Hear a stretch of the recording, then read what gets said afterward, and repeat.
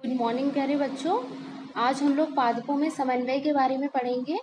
हमें मालूम है कि जीवों में पादप तथा जंतु दोनों में समन्वय होता है। उसके लिए मनुष्य में तंत्रिका तंत्र उत्तरदायी होता है। इसी प्रकार से आज हम पढ़ेंगे कि पादपों में समन्वय किस प्रकार से होता है। देखिए, समन्वय अपने आप में ही एक जटिल प्रकार की प्रक्रिया होती है। तो आगे हम लोग बढ़ते हैं।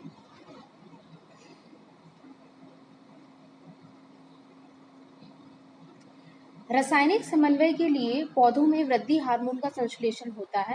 उनमें से अधिकतर विभेद्योतक क्षेत्र में संश्लेषित होते हैं, जहां कोशिका विभाजन होता रहता है। ठीक है बच्चों, तो हम लोग यहाँ पर हमें दो वर्ड्स पढ़ने हैं जो सबसे इम्पोर्टेंट है। पहला है रासायनिक समन्वय और दूसरा होता है विभेद्योतक। जो आपका रासायनिक समन्वय है वो क्या होता है? रासायनिक समन्वय का मतलब होता है जहाँ पर केमिकल्स इन्वॉल्व होते हैं। रसायन यानी केमिस्ट्री। तो यानी समन्वय के लिए, यानी पादपों में जब हम समन्वय की बात करते हैं तो कुछ प्रकार के रासायनिक पदार्थ की हमें ज़रूरत होती है। हम आगे आने वाली स्लाइड्स में आपको बताएंगे कि वो रासायनिक पदार्थ और कुछ नहीं, वो हार्मोन होते हैं जिन्हें हम लोग पादप हार्मोन या फाइटो हार्मोन्स के नाम से जानते हैं। विभेद्योतक क्षेत्र क्या होता है? हम लोगों ने कक्षा 9 में उतक पाठ में ये चीज़ पढ़ा है कि विभेद्योतक क्या होता है। विभेद्योतक जो होते हैं इन्हें इंग्लिश में हम लोग अपाइकल एरिया कहते हैं। एपेक्स रीजन होते हैं जो सबसे ऊपर होते हैं, और यही वो क्षेत्र होते हैं जहाँ पर अधिकतर फाइटो हार्मोन संश्लेषित होते हैं, क्योंकि ये वही क्षेत्र होते हैं जहाँ पर कोशिका विभाजन होता है। कोशिका विभाजन होना इसका मतलब ये सबसे मेन एरिया होता है, क्योंकि वहीं पर सेल डिवीजन की पूरी प्रोसेस हो रही है। इन कोशिकाओं से यह आसपास की कोशिकाओं में विसरित हो जाते हैं। आसपास की कोशिकाओं में ग्राही अणु होते हैं जो इन्हें संसूचित लेते हैं और सूचना अन्य कोशिकाओं तक प्रेषित करते हैं। ठीक है बेटा, देखिए होता क्या है कि जब हम लोग मनुष्य में तंत्रिका तंत्र पढ़ते हैं तो हम लोग ये चीज़ नोटिस करते हैं कि हमारा वहाँ पर मेरुरज्जु होती है और हमारा मस्तिष्क होता है। विभिन्न प्रकार की सूचनाएं जाती हैं वहाँ पर, सारा पूरी प्रोसेसिंग होती है, और पूरी प्रक्रिया होने के बाद में अलग अलग प्रकार की न्यूरॉन, जिसे हम लोग मोटर न्यूरॉन कहते हैं, उनके द्वारा वो जो सूचना होती है वो हमारे विभिन्न प्रकार के अंगों तक जाती है, जैसे कि किसी पेशी तक गई और फिर वहाँ पर जाकर एक्शन होता है। इसी प्रकार से प्लांट होता है। तो प्लांट यानी पादप जो होता है उसके अंदर क्या होता है, उसके वहाँ पर भी जैसे हम लोगों ने पहले मैंने बताया, विभेद्योतक क्षेत्र में क्या हुआ, किसी भी हार्मोन का पूरी तरीके से संश्लेषण हुआ। संश्लेषण होने के बाद में वो वहीं पर इकट्ठा हो गया, तो वहाँ से हमें उसे विभिन्न अंगों में पहुँचाना है, क्योंकि अगर वो वहाँ से वहाँ नहीं पहुँचे तो हम समन्वय किस प्रकार से कहेंगे। तो वो मान लीजिए कि वो आपका एक सेंटर हो गया जहाँ पर सारी चीज़ें बन रही हैं, वहाँ पर वो हार्मोन बना, तो उस हार्मोन जो वहाँ पर फाइटो हार्मोन बना है वहाँ से अपनी आसपास की कोशिकाओं में वो विसरित हो जाते हैं। तो ये जो पूरी प्रोसेस हो रही है, यानी कि विभेद्योतक क्षेत्र में संश्लेषण होना तथा विभेद्योतक क्षेत्र से बाद में आसपास की कोशिकाओं में उसका विसरण हो जाना, जिससे कि सूचना अन्य कोशिकाओं को भी प्रेषित करे, इसी पूरी प्रक्रिया को हम रासायनिक समन्वय कहते हैं।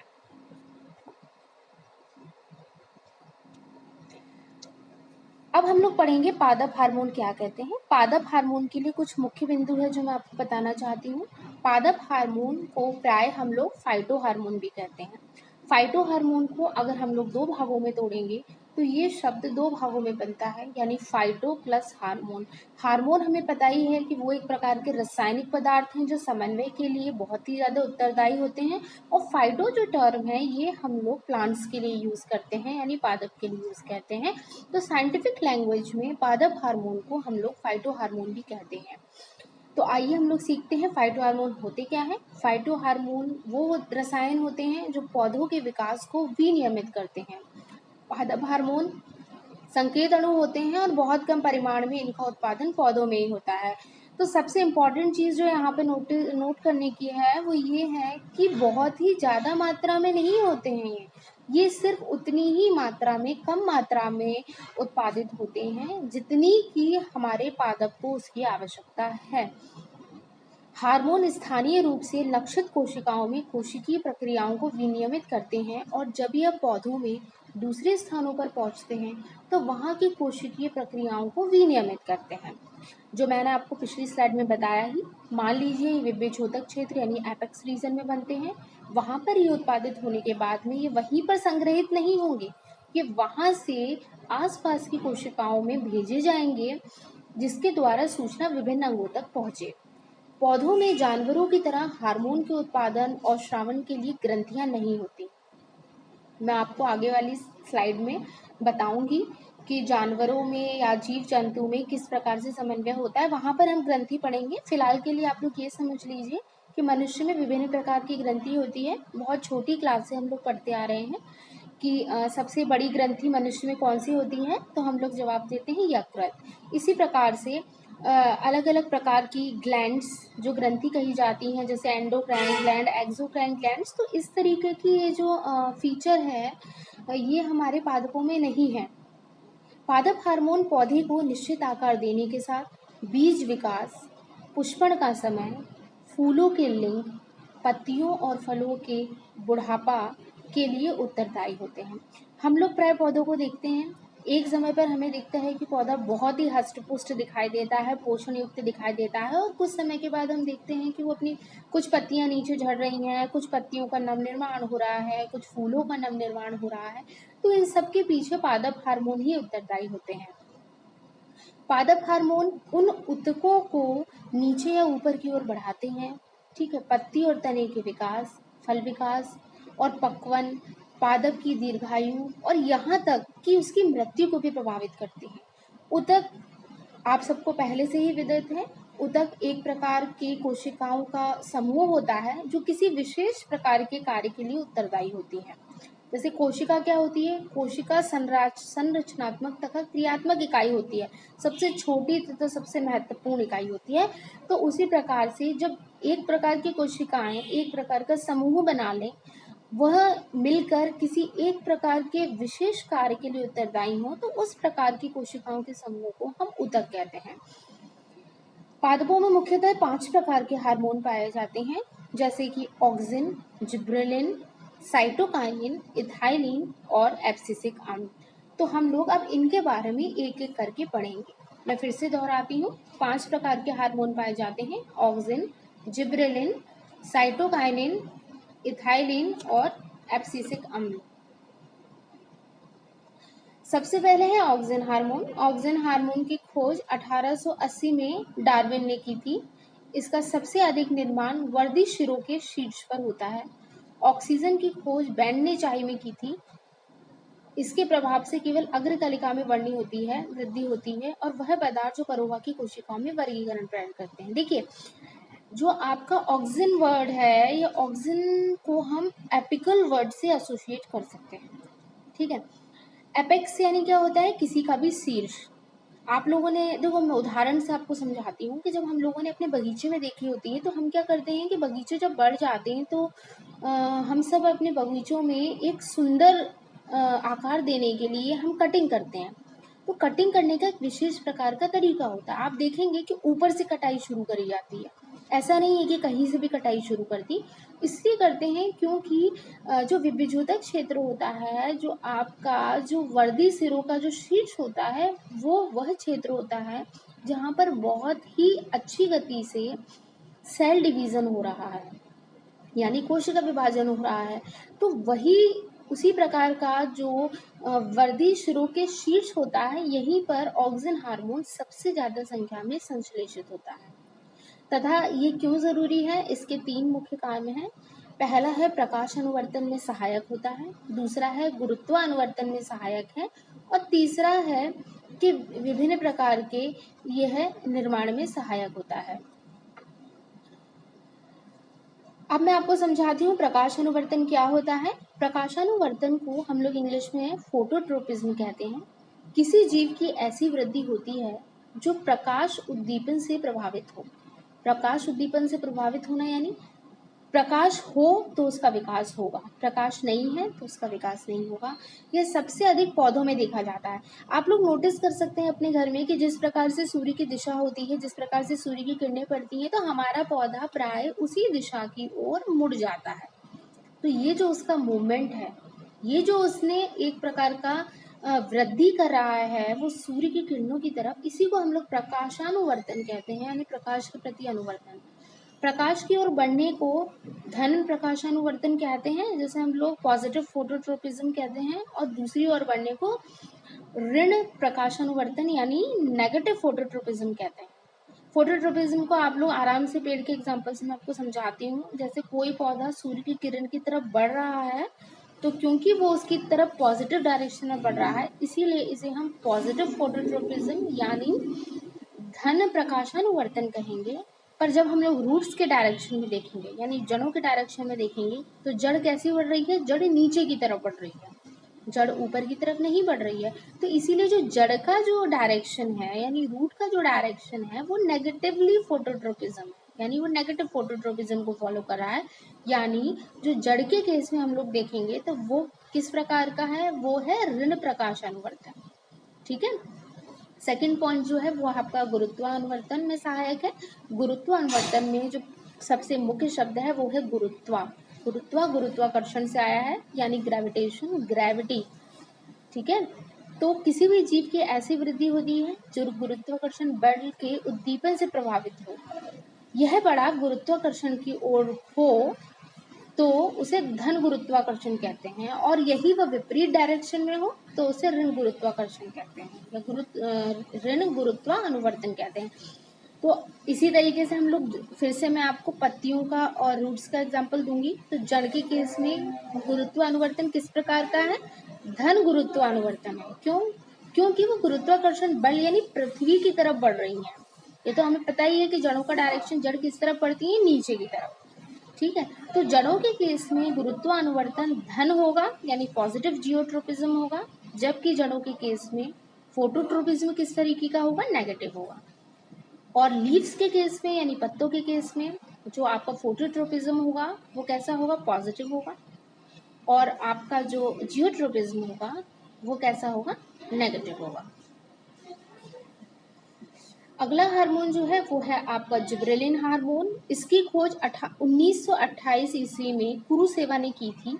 इसे जिब्रेला फ्यूजिकोराई नाम की कवक से प्राप्त किया गया था। ये जो जिब्रेलिन हार्मोन है, एक्चुअली इसका जो नॉमेनक्लेचर यानी नामकरण हुआ है वो है एक कवक की वजह से हुआ है जिसका नाम था जिब्रेला फ्यूरिकोराई। इसका प्रमुख कार्य जिब्रेलिन हार्मोन का होता है कि यह पौधों की जातियों में लंबाई के लिए उत्तरदायी होता है। बोनी जातियों के पौधों के तनों की लंबाई में वृद्धि करना। दूसरा, यह बीजों की प्रस्तुति को तोड़कर उसके अंकुरण में मदद करता है। और तीसरा, बीज रहित फल के निर्माण में सहायक में 500 गुना सहायक होता है। तो इसके 3 मुख्य फंक्शन होते हैं, 3 मुख्य कार्य होते हैं। स्लाइड में जो आपको चित्र दिखाया है यह एक प्रकार का बोनसाई पौधा है। बोनसाई पौधा हम लोग हमारे घर में सुंदरीकरण के लिए रखते हैं। For the beautification of home हम लोग बोनसाई पौधे लेकर आते हैं। तो ये क्या होते हैं? जैसे कुछ प्रकार के पौधे हम देखते हैं जो बढ़ नहीं रहे होते हैं, यानी एक प्रकार के जो बोनी जाति के पौधे होते हैं उनकी लंबाई में वृद्धि करने के लिए उन पे जिब्रेलिन हार्मोन का छिड़काव किया जाता है। साथ ही कुछ ऐसे बीज होते हैं जिनकी अंकुरण लेट हो रहा होता है। ठीक है। तो उनके अंकुरण में भी ये सहायता करता है, और बीज रहित फल के निर्माण में भी ये सहायक होता है। आगे हम लोग पढ़ेंगे कुछ प्रकार के अलग अलग प्रोसेस होती हैं जिसमें बिल्कुल भी सीड्स नहीं होते हैं, और सीड्स नहीं होने के बावजूद, बीज नहीं होने के बाद भी फल का निर्माण हो जाता है। ठीक है। तो ऐसे बीज रहित फलों के निर्माण के लिए भी जिब्रेलिन हार्मोन का बहुत ज़्यादा उपयोग किया जाता है। अगला हार्मोन है आपका साइटोकाइनिन हार्मोन। इसकी खोज मिलर ने 1955 में की थी। काइनेटिन तथा जियाटिन रसायन साइटोकाइनिन का कार्य करते हैं। देखिए, साइटोकाइनिन हार्मोन जो होता है इसको हम लोग उस प्रक्रिया से जोड़ सकते हैं जब कोशिका विभाजन होता है, that is the cell division. तो उसकी डिफरेंट स्टेजेस होती हैं। ठीक है। माइटोसिस, मियोसिस, तो उसके अंदर भी अलग अलग होती हैं, जैसे प्रोफेज, मेटाफेज, एनाफेज, है ना। तो इस तरीके की प्रोसेस जो होती है उसमें एक हम लोग देखते हैं जहाँ पर साइटोकाइनिन के बंडल्स बनते हैं, यानी कोशिका विभाजन को प्रेरित करना, जीर्णता का निलंबन करना तथा बीज प्रसूता को तोड़ना, ये इसके 3 मुख्य काम होते हैं। कई बार क्या होता है कि कोशिका विभाजन होता है परंतु वह गति नहीं होती है, जैसे कि कोशिका विभाजन एक अच्छी तरीके से हो और उस पर्टिकुलर पौधे में हम कह सकते हैं कि नुकसान होने का डर रहता है, तो ऐसे पौधों के लिए कोशिका विभाजन को ये प्रेरित करता है, जीर्णता का निलंबन करता है और बीज प्रसूता को तोड़ता है। अगला हार्मोन जो है वो है आपका एथिलीन हार्मोन।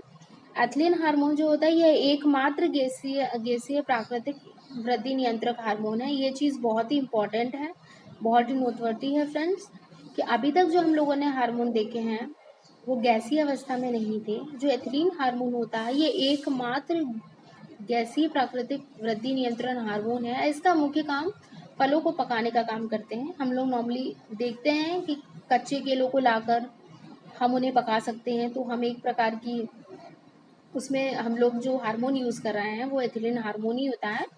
एथिलीन गैस जो इसमें से रिलीज़ होती है वो जो कच्चे फल होते हैं उनको समय रहते ही पका देती है। और लास्ट जो हार्मोन है वो है आपका एब्सिसिक अम्ल। इसकी खोज कर्नौस एवं एडिकोट ने की थी। यह एकमात्र हार्मोन है जो अम्लीय अवस्था में पाया जाता है। देखिए एब्सिसिक वर्ड जो होता है it comes from the word that is abscission. यह वर्दी रोधक हार्मोन है। यह बीजों एवं कलियों के अंकुरण को संतुलित करके उन्हें सुप्त बनाए रखता है। ठीक है, तो एब्सिसिक अम्ल जो होता है वो एक प्रकार का आपका अम्लीय अवस्था में एकमात्र पाए जाने वाला हार्मोन है, और एथिलीन हार्मोन जो है वो आपका गैसीय अवस्था में पाए जाने वाला एकमात्र हार्मोन है। एब्सिसिक अम्ल बहुत ही इंपॉर्टेंट है। इसका शब्द में से ही इसका अर्थ निकल रहा है। एब्सिसिक वर्ड जो है एब्सिसा या एब्सिशन वर्ड से आया हुआ है। ठीक है, यह एक वर्दी रोधक हार्मोन है। यह बीजों तथा कलियों के अंकुरण को संतुलित करके उन्हें सुप्त बनाए रखता है।